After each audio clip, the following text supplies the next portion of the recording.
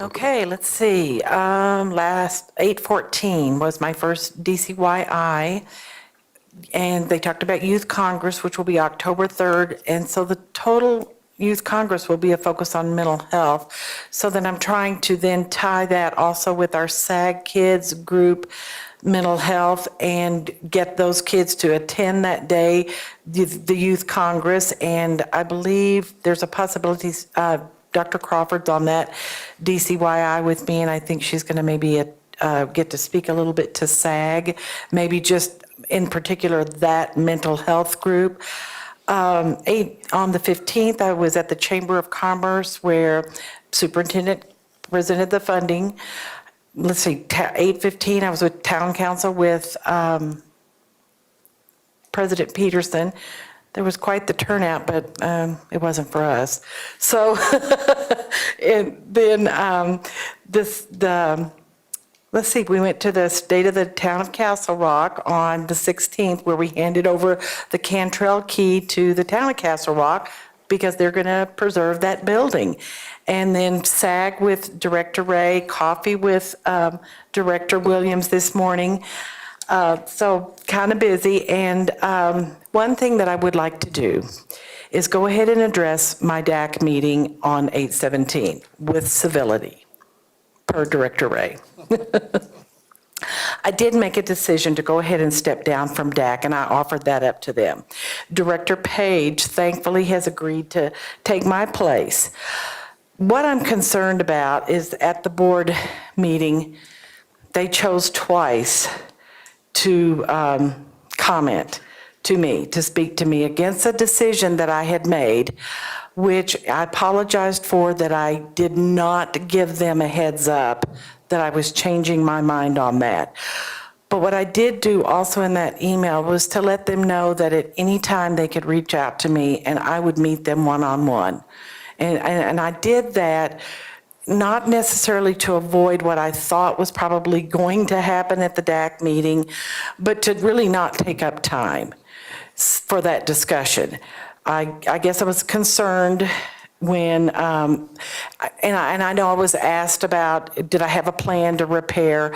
And actually at a certain point in there, I guess I felt that relationship between the DAC and I was probably going to be irreparable. And I regret that.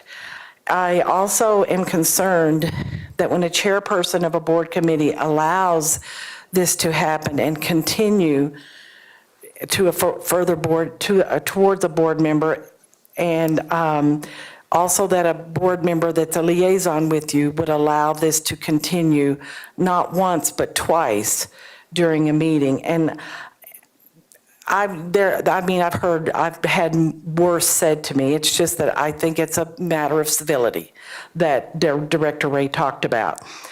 And I know that sometimes, I know per Director Meek at one particular engagement meeting with the business community, she felt that that was not a diverse representation of the community.